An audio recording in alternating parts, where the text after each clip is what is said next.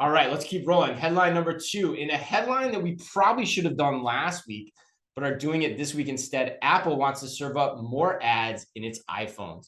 First reported by Bloomberg and later picked up by CNBC, Apple is reportedly planning to expand its advertising business, which already generates about $4 billion annually, according to Bloomberg.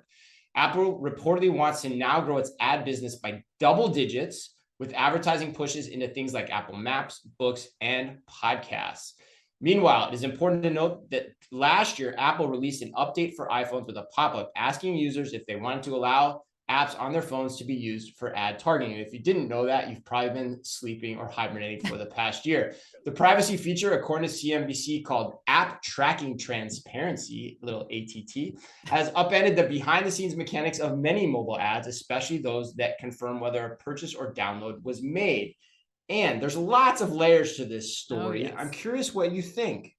I'm not surprised by this at all. I mean, Really? I don't think Wow. anybody should be surprised by this. I mean, I think that Mm. the canary in the coal mine was, the whole move away from tracking that Apple launched with the update last year. I think that this should have been on the radar screens of every single company in and around this this arena. I think that Right. what I'd be willing to bet. I mean, Apple has a solid mission here. Like there's no competition. iPhone users aren't going to stop using their iPhone because they don't want to be tracked. Like nobody's going to give up their iPhones to prevent this from happening. I think the only thing I could see doing is like there could be some regulatory pressure against Apple, or like just in general, Apple trying to like be a good steward of saying like, okay, well, we're still going to give you the option for the out to not be tracked or for us to not follow you, but then charging like doing like a freemium sort of version of their apps, like we're seeing Spotify do, or something where it's like, okay, fine, you have to pay if you want maps and you want apps and you want podcasts without the ads or without us tracking you. You need to pay for that now. It's going to be another $2.99 a month, which is a nominal fee for the average Apple iPhone user, and then for Apple like rakes in a bunch more money. But I think that's what we're going to see. I don't know. It was inevitable. What do you think? That angle's interesting, although I feel like that's still talking out of both sides of your mouth. I mean, I'm really conflicted on this one, like 100%. Like, I guess the way I think about it, Ann, is if they allow the same privacy controls within their apps that they are putting on everyone else, right, then I think this is a non-story. If you can say like, hey, I don't want ads served up to me in Apple Maps or when I'm listening to podcasts, then fine. Then I think the playing field is level, right? For the most part. There's no way that's going to happen though.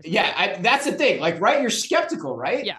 But then like I feel like we're in like if they don't do that, which I think is the right altruistic thing to do, then I feel like we have the makings of like the Microsoft Internet Explorer kerfuffle with antitrust written all over it. Right. Because again, I looked at stats again yesterday, and did you know that Statista estimates that 47% of all US smartphones in the US are an Apple iPhone? Yeah.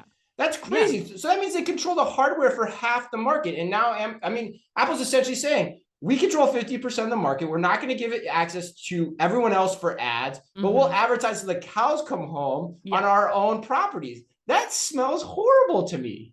Yeah. Let alone do. And the other part too that I hate about this too is that it's not getting talked about is the short-term, long-term impact. This is going to be horribly disruptive on all the small direct-to-consumer brands that for years have made their lifeblood on selling things on Facebook advertising and other sources of revenue. And so we're going to see a lot of layoffs from that most likely here in the coming weeks or coming months. And then look back 10 years from now, and Apple's just going to be in a situation where they're raking it in at the detriment of many other people losing their jobs. So the rich get richer. And that's what pisses me off the most potentially about this story. But I'm reserving judgment until I see how they actually do this. Yeah, I mean, but we can make a safe bet that they're going to do exactly what we were talking about. You're that sure about it? I don't know that I'm there yet, actually. I don't know. I am. I mean, why not? Like, why not make as much money if you're Apple until you can? They don't care about. So the government tells you can't. Exactly. And you still win. Exactly. I mean, that's what we've seen. That's been the trend with what we've seen. Yay, capitalism. Like, woo! Yeah, I know. Okay, well, before we get down a very scary like Reddit thread about capitalism, let's go to number 3. Isn't that from like Austin Powers? Yay, capitalism. I think it is. Yeah. Yes.